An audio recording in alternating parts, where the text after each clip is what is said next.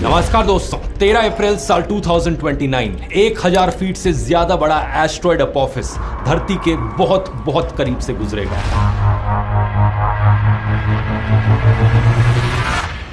अगर यह धरती से टकरा जाता है तो ऐसी तबाही देखने को मिलेगी जैसी इंसानों के इतिहास में कभी ना देखी गई हो। हिरोशिमा पर गिराए गए बम से 1 मिलियन गुना ज्यादा एनर्जी रिलीज होगी।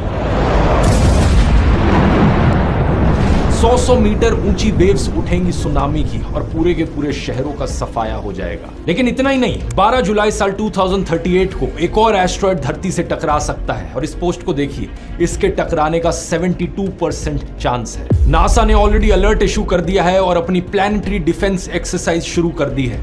आगे इस पोस्ट को देखिए, सिर्फ कुछ ही हफ्ते पुरानी है। नासा के चीफ के बाद अब इसरो के चीफ ने वार्निंग दी है, हम सब एक्सटिंक्ट हो सकते हैं। अरे बाप रे, एक अर्थ डिस्ट्रॉइंग एस्ट्रॉयड बड़ी तेजी से धरती के करीब बढ़ रहा है। इसरो चीफ का कहना है कि मार्स पर माइग्रेट करना एक ऑप्शन है और सारी ग्लोबल स्पेस एजेंसीज इस पर काम कर रही हैं। आखिर कितनी सच्चाई है इन खबरों में? एग्जैक्टली कौन कौन से सबसे खतरनाक एस्ट्रॉयड्स हैं धरती के लिए और नासा का यहां पर क्या प्लान चल रहा है? आइए समझते हैं इन सारी चीजों को गहराई से आज के इस वीडियो में।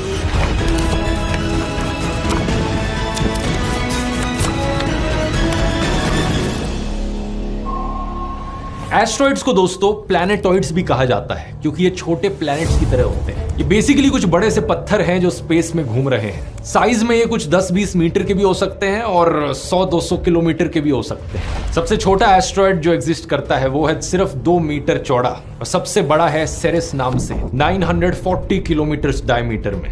ज्यादातर एस्ट्रॉइड्स हमारे सोलर सिस्टम में मार्स और जुपिटर के बीच मौजूद एस्ट्रॉइड बेल्ट में पाए जाते हैं, जहां पर मिलियंस में एस्ट्रॉइड्स मौजूद हैं। जो इस एस्ट्रॉइड बेल्ट की ड्राइंग की जाती है हमारी टेक्स्ट बुक्स में, वो कुछ इस तरीके से करी जाती है और इसे देखकर आपको लगता होगा कि एस्ट्रॉइड्स एक दूसरे के बगल में इतने सारे घूम रहे हैं, लेकिन असलियत में जो एवरेज डिस्टेंस है किन्हीं भी दो एस्ट्रॉइड्स के बीच में, वो 1 मिलियन किलोमीटर से भी ज्यादा है। अब होता क्या है, कई बार ये एस्ट्रॉइड्स इस बेल्ट से दूर निकल जाते हैं और धरती के करीब आ जाते हैं। ऐसे केस में हम इन्हें नियर अर्थ ऑब्जेक्ट्स करके पुकारते हैं, शॉर्ट में कहा जाए NEOs।